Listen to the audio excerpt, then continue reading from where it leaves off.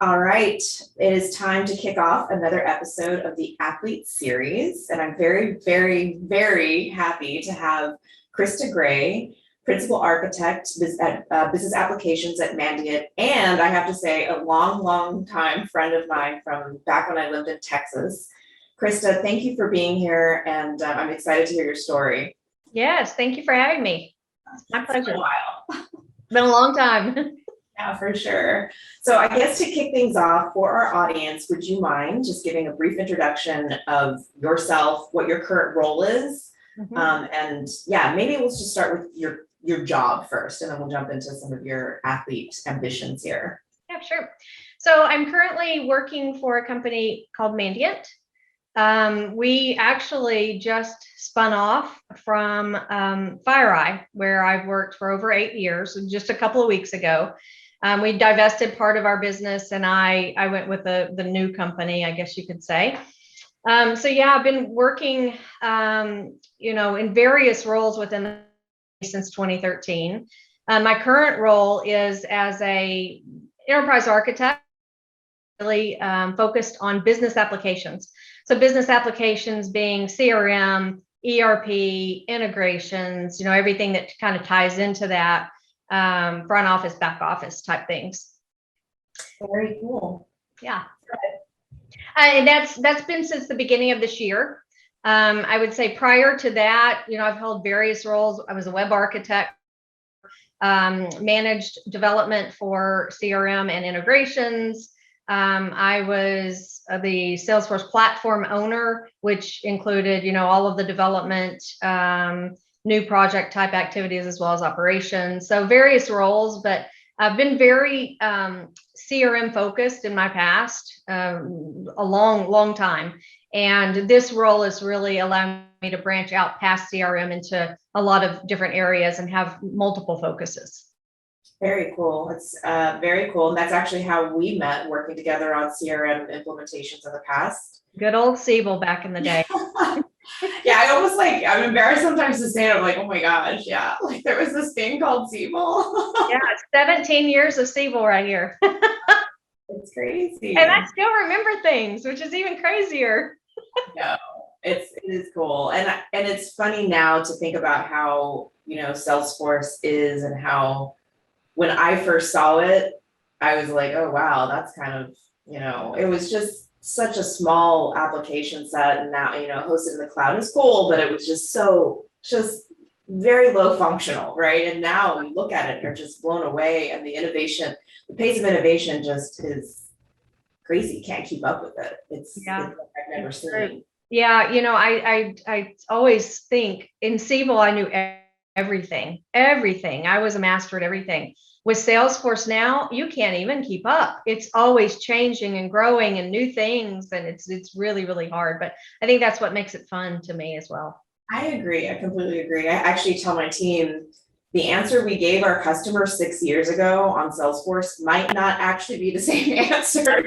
Like, just double check, because the product is evolving so quickly. All right, well, let's transition a little bit. I'd love to hear about how you got started in fit, and actually tell us, like, you do a competitive running, you're doing competitive bodybuilding. What other aspects of fitness are you into? Tell us about that. Yeah, those are really the two things I would say. I started my my fitness career in 2006, really, I think. I mean, in high school, I was doing some track, some tennis, some things, but nothing with a main focus. But in 2006, after I went through a divorce, I was looking for an outlet, something to do, some hobby, just a kind of a life change. And I walked into a gym, and, as a female walking into a gym, it was really daunting. It's so much equipment, and, you think you're going to look silly doing stuff, and you're really not sure where to start. So I hired a trainer, and I just thought, they can at least teach me training programs and how to use all of the equipment and things. So really, that I would say that's when I got my start into bodybuilding, and I've been doing it, since 2006, so many, many years, but never really had a goal of competing. It was kind of a dream that I had about 10 years ago, but then life kept getting in the way, and wasn't sure how serious I could really be about it. But then this year I set a goal to compete, and we can talk about that in a minute. But as far as my running, I do competitive 5Ks mostly, sometimes 10Ks. It just depends on the season and what my goal time. But I've done New York City Marathon one time in 2009. So started bodybuilding in 2006. With that of cardio, had a new goal for 2009 to marathon. So I did that, and then I've done half marathons, different variations of through that, but really just I'd like the short races for competitiveness, and that's the 5Ks. Gotcha. So the running came in after you were just kind of hitting the gym and learning how to use the equipment, and they always tell you, make sure you get your cardio in. So then you started jumping into the competitive races. Yeah. So, it was my father was diagnosed with lung cancer in 2009, and I was looking for something to be supportive of him. And, Google search, whatever, came across New York City Marathon and being sponsored by American Cancer Society, something I could raise money, get him interested in, kind of give him some hope and positivity. And that's really where my running started, I would say. I would never want to try to be competitive at marathons because my legs are just too short. I mean, let's be honest. I did okay. I mean, I trained myself and I ran in, I think, 4 hours and 18 minutes. So that was pretty good pace, I would think, for a first time marathoner, but it's not a race that I feel comfortable doing. Like I'm never going to be elite at it. Right. So I had to pick something that I thought with my little short legs, I could be elite at. 5K. I know. I think you and I are about the same height, which we won't disclose because it's too confidential. I'm just kidding. So yeah, it's funny, but no, that sounds amazing and super impressive. And I feel like it's interesting how people do get into sports. There's always some sort of influencer or something that sort of happens in life that gets you there, whether you're a kid and someone inspires you, or there's something that you want to do in your case, like driving hope for someone else. I think that's super cool. Mm-hmm. So you're preparing for something now. You mentioned that you've got a competition coming up. Can you tell us about what you're preparing for? Yeah, so this year I decided I wanted to do a competition. And, prior to this year, I would say since 2019, spring of 2019, I've been preparing to prepare, if that makes sense. Mm-hmm. I had a back injury in 2018, and I think you'll remember because I visited you in Hawaii once I could finally walk again. I think it was like August of 2018. And, prior to that, I had been lifting weights many years and never had any problems. And then once this back injury came, I was pretty much out of commission for at least 6 months. And then it was just about learning to walk without pain, and then just gradually building up from then. I mean, I'll remember the first time I stepped in the gym after the injury, I was doing body weight only because that's, I had to build back up my strength. I lost a lot of strength, a lot of muscle in that whole process. So, building back muscle took time. I had a trainer that I was working with at the time. I put on, quite a bit of weight, which was this trainer's, that's what they said I needed to do. This is what we do, right? You hire somebody and you trust them and you do it. So then I had a lot of weight to lose before I even thought about competing. So I guess it was last year about this time, maybe September of last year, I started myself. I thought I was strong enough at that point. I was doing regular DEXA scans, checking my muscle growth, all of those things. I mean, I was serious about it. I wasn't just, I just want to compete to say I do it. I want to be good at anything that I do. Otherwise, it's not really worth my time. Right. And so I started dieting myself and just following, not really a specific workout split, but just still trying to get stronger. And, I was successful I just needed to prove to myself that I could be successful, that my body was ready to get a little more strict, because competition is not for the faint of heart. And so I was able to lose 15 pounds on my own before the end of the year. And then I decided, okay, I've got this. I'm in my abilities. I'm confident that I've gotten past my injury enough to really pursue something. So I hired a trainer that kind of specializes in women's bikini bodybuilding with the goal of competing this year. Love it. And so, working with him, of course, you first start with a new coach, and they need to kind of find out about you and your body and how it responds and things. And so we started off at the beginning of this year, and things were going well, and then I got COVID. Oh, so then that set me back a little bit. But I had this goal to compete. There was a show on August the 14th, and my birthday is on the 15th. So I thought, how neat would that be for me to? My camera turned, my light turned off. Oh no! How neat would that be to compete on the day before my birthday, and then have my birthday to just kind of celebrate, and a big accomplishment. And so after I was recovered from COVID, we got back into it. And what month was this? This was in, let's see, I guess it was March. Okay. And then you kind of do a pre-prep before you do the prep. You kind of have to get ready before you start kind of hardcore prep. And so in April, we started prep, probably around mid-April, full court press. And, at first it's not so bad. Your calories are, they start out okay. Your cardio is not that high, but as it continues to go, depending on how your body responds, calories got to come down, cardio has to go up. You would start putting in posing. Posing was something that I've never done before, and it takes everyday practice. Unless you don't want to look like you know what you're doing on stage. But the thing about posing is everybody's got flaws. My 49-year-old body has flaws. I'm just saying, everybody does, right? Mm-hmm. So posing is how you present yourself to hide those flaws. So unless you're good at it, then you may not look good on stage. So all of these different components, it's just very time consuming. It's more strenuous, I think, and harder than what I would have thought that it would be. But now I know. So anyway, we were pushing to an August the 14th date. Me being what we could call transformation client, because I had lost a lot of weight. At this point, I think I'm like 37 pounds lost since last year.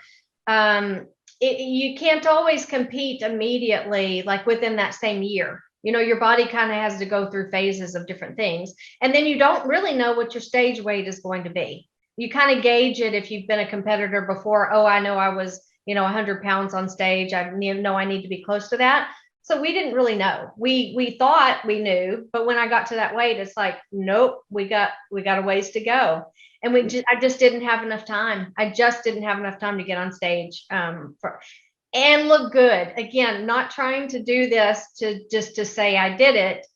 Yeah. Doing this to be competitive against other people on the stage with me, right? It's a competitive sport. So decided to, 2 weeks before that, we just said it's not going to happen. It could have happened probably, but I would have gotten up on stage and I would have looked tired and I would have looked worn out. And that is not the look you're going for, right? You're supposed to look a fitness model that just woke up and all fresh. And I wasn't going to look like that. So it's like time to pause. Yeah. So, then, I still thought in December I would try for another competition and had a date in mind. And work has just gotten crazy. And it's, I had a feeling that work would get crazy. And in August, that's why I was pushing so hard I was doing cardio twice a day. Whatever it took to get me to that date, I was going to try my darndest because I knew the end of the year was going to get a little crazy for me. And true enough, it did. And so my goal is now pushed to 2022, but it's all good because I got lots of improving to do before then, So longer I have, the more improved I'm going to be. That's true. And that's interesting. So like every week or so, would you sort of adjust as you would learn what your body would do and your coach would tell you, okay, we're gonna amp up the cardio or add or reduce calories. Like how did that go? I'm super interested. Yeah, so every week, it's a kind of a virtual coaching, relationship. So every week I turn in measurements and weight and pictures and posing routine. Wow. So he critiques, posing as well. I do have a posing coach, which is not him. It's a separate posing, one of the gals on the team. But it's a lot of information I'm giving him. Any comments? How am I feeling? How many steps did I do? Did I get all my workouts in and my cardio in? Just different things like that. So then he takes a review of it all and then says, okay, so he's got these numbers in his head. Every week we need to be down 1/4 of an inch on the waist, and then hip measurements should come down, but you really want them to kind of stay the same because we're going for the full glutes, and at least for bikini. And so he just makes changes every week, or maybe some weeks I do fine. He's like, I don't need to make any changes. There were several weeks where he said, hey, you knocked it out of the park. We're leaving everything as it is. We don't need to make any changes. But then, your body will hit a plateau at certain points and you got to make changes. That's cool. So what's your current routine? So as far as like workout split, yeah. So still working out 6 days a week.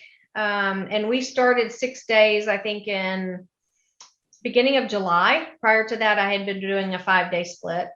Cardio is coming down. So like I said, in preparation for the August show, I was at the end there, I was doing twice a day, 45 minutes each, plus your workout, plus your posing, plus your all the stuff.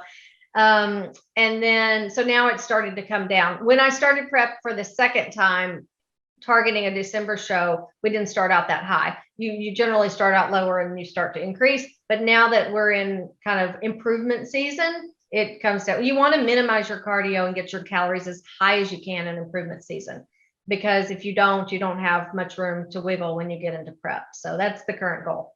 Okay. What's your current like diet routine or meal situation like? Oops. So it's pretty strict still. Coming out of an extreme, my calories got pretty low. So coming out of that, if you don't come out of it right, then your body is so susceptible to putting on body fat quickly. So again, another reason why I hired a professional to do this, because I don't know what to do myself.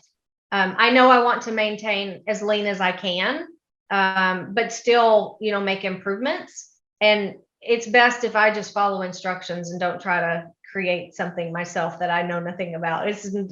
I know a lot because I've worked under a lot of trainers, big names in the industry. Since 2013, I've had different trainers so that I can learn different things from people, because I just have a passion for it. But I'm still, you're very critical with yourself and how you view yourself and second guess yourself and your choices. And I didn't want to do any of that. So put it in somebody else's hands.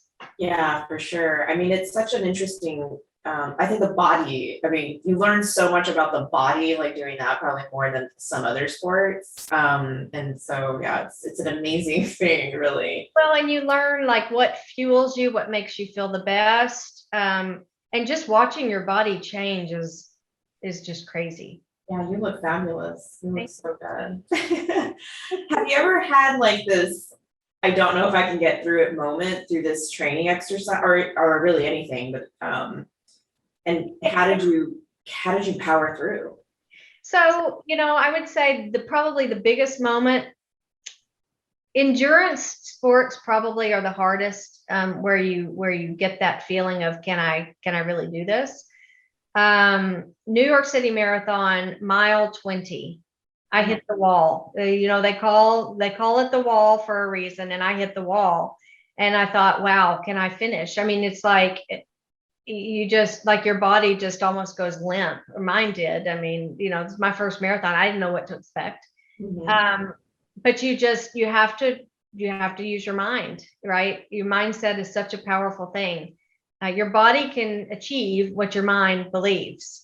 And you just have to, lots of positive self-talk and mindset, and just keep telling yourself, I can, and somehow I got through it. I would say at times I probably blanked out and don't remember a little bit of it, but I got through it, and I finished, and the next day I was still walking, so it was all good.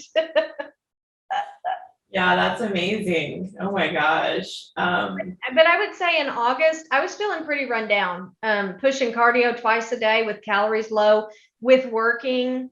I mean, sometimes it's, 10, 12-hour days, depending on what's going on with it's just the nature of my job and where we're at right now. And it was a lot. Some days you just wonder, can I do it all? Can I do everything I've committed to? But again, mindset. Mindset's huge. I completely agree. Now, bodybuilding, a lot of people don't think of it as a traditional sport per se, but what do you think are some of the values that you've learned just through the bodybuilding, program that you've been on over? Yeah, and we knew each other before I even started bodybuilding. So probably we about a few years before I got started. I wasn't always a very outgoing person. I was more kind of reserved and shy, I would say. So it's built my confidence for sure. Self-esteem, discipline is huge. And, as an architect, I think, you can be functionally and technically capable, subject matter expert, but if you don't have the confidence, and you're not convincing, you won't do very well as an architect. I have known a lot of people that are architects or aspiring architects that are just super capable, but they don't have the confidence. And that's something that can't be taught in a classroom or in a technical, instruction, technical training, is that confidence. So I really think bodybuilding has given me that. May sound dramatic, but absolutely, for sure, it has. Especially putting yourself out there, right? I mean, as like you said, as an architect, if you're not convincing, I really like that phrase because I didn't think about that. But it's like, if you can't convince someone that you've got this and that you know what you're talking about, that takes a lot of confidence. But putting yourself out there, that's what sometimes architects kind of are like, I'm not sure about this or that, but putting yourself out there, kind of giving you that. Well, it's a lot of responsibility, right? You have the responsibility to find, maybe you need to go find a new application to do something. You have to make a lot of decisions, and these decisions, there's money and time associated with a lot of the decisions we make. We could pick an application that's maybe not that great, and then you spend time implementing it and it just doesn't work out. Well, that's a waste. So, you really need to be good at your job. Number one, the capabilities that you have, but convincing others that we're making the right decision here. Please get behind me and let's move forward with this plan. Yeah, exactly. Yeah, very cool. I mean, I think I mentioned earlier that we've started this concept at Pacific Point with the athlete consultant mindset. And I mean, everything you're saying is so spot on, that your mindset can carry you through some of the most challenging parts. Yes. I know you touched on it already, but are there any lessons from sports? You kind of talked about how that translates as an architect, but are there any things, that sports or competition as an athlete has translated into your job? Are there any stories that you can share on that? I would just say never give up, really. And most of my professional career, it's professional careers are really team sports, right? We're always working with a team, being successful as a team. With bodybuilding and with my racing, it is truly just kind of an individual sort of thing. But I think, being individual and just, you have to be very goal oriented to even want to get up and go lift weights every morning or go do your cardio, and push yourself continue to push yourself when it's just you and nobody else is there pushing you to do anything. So I think that also leads into, profession as a team, helping to push your team, camaraderie, all of those things, and just goal setting on both sides. It's all about goal setting, whether you're goal setting as a team or as an individual. It just, and like you said, the mindset work as well is huge. Absolutely. So I have this on my list. I want to ask you where you're going from here. I think we've got you're targeting a competition next year. Anything else you can share on sort of your next plans? Because we can. Yeah, so I'm going to get back into competitive 5K racing. It was something that I really had to give up. I guess the last race I did was probably end of June last year. It just couldn't handle the amount of, when I race. I am super competitive in most things that I do. And it just, the strenuous exercise that I was doing, I just couldn't keep doing that and have low calories and perform well with my weights. And, it's just one thing that had to go. So I'll start spending more time on that. You'll see that probably in a couple of weeks. I'll start kicking into high racing gear. And then, next year competition. And those are really the things at this point. I don't have, my big thing is just, I've got to get to stage. That has always been my goal, and I will do it. I feel, I don't feel unaccomplished this year, not getting to it. It is a hard thing. It is the hardest thing that I've ever done. Marathon, piece of cake. I mean, even if you need to go walk 26 miles, just do it, but the diet, the discipline, the cardio, all of the requirements for a competition is really tough. And it's got to be the right time in the right place. It really does. And your mindset has to be there. And it's my hobby. It's not I don't get paid to do it. It's not my full-time job. My full-time job pays the bills and it's my priority. So when it needs more attention, then some things have to go on the back burner.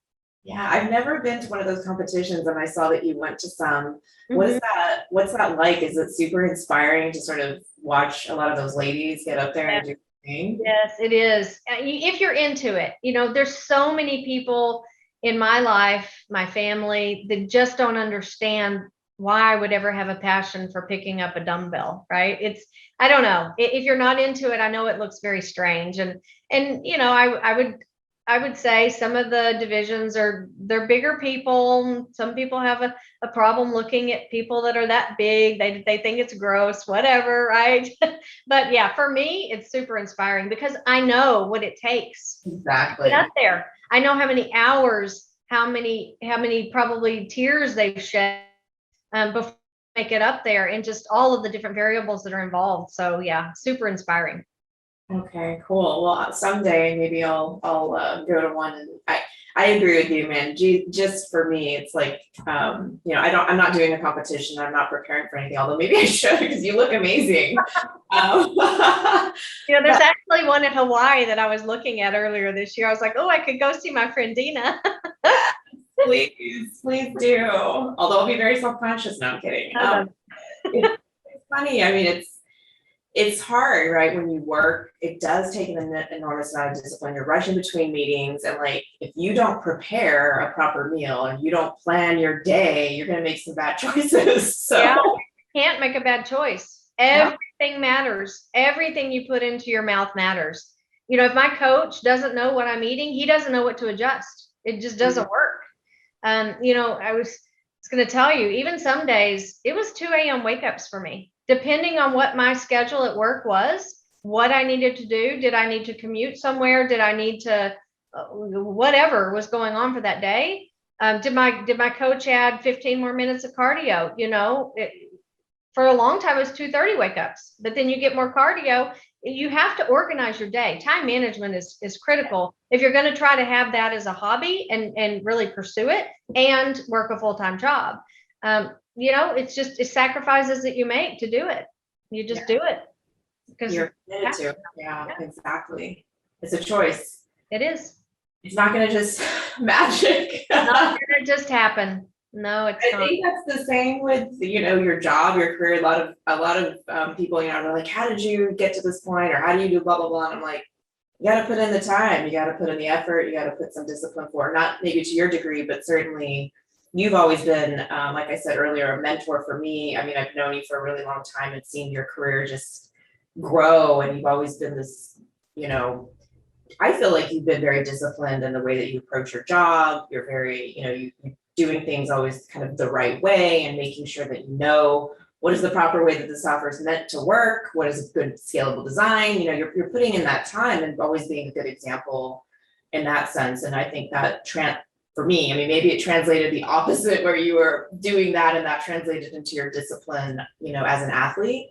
But I think that's right. I don't know which influenced the other more, because in the business world, I've always been a very goal setting, always wanting to, get to the next level and do the best that I can, really in everything that I do. So I don't know how much of my professional career influenced the bodybuilding or the bodybuilding probably, both have influenced each other, I would think. Sure. So one last question for you. What is the biggest life or business lesson that being an athlete has taught you? Oh gosh, lesson. That's a good question. But like I said before, never give up. And don't set your goals so low. I think so many times we limit ourselves. So I would say don't limit yourself. If you want to do something, make it happen. And then if you decide you don't like it, we'll find something else. But so many people, I think, just say, I could never, I will never. You can't be like that. You have to just go for it. And then if you're not any good in it, that's one thing, but you just have to go for it. So I think that's probably the biggest thing is, if I decided tomorrow I wanted to go for something else and it seemed really absurd, like something that people said, oh, you'll never be able to do that, watch me. That's what I say. Watch me. Just watch me. I love that, Krista. You're awesome. The more you tell me I can't do something, the more I'm going to do it. Exactly. I love that. Very cool. Well, thank you so much, Krista, for being a guest on my podcast, especially after all these years. To have someone like you, like I mentioned, as like someone I always looked up to and respected and admired as a professional. And then I've watched you turn into this amazing athlete. And I just have to tell you, I'm like grateful to have you as a friend and a mentor. And I'm just super happy that you're here, and I can't wait to see you when you come to Hawaii. That's coming up soon, I'm sure. You are on top of my list when I get off of that stage. I'm coming to Hawaii. I got to go have my ube pancakes. Okay, that sounds great. Yeah, those are delicious. And maybe we'll do another podcast when I'm there in person. Yes, that would be amazing. All right, Krista. Well, thank you very much. And we will talk again soon. Okay. Thank you, Deena.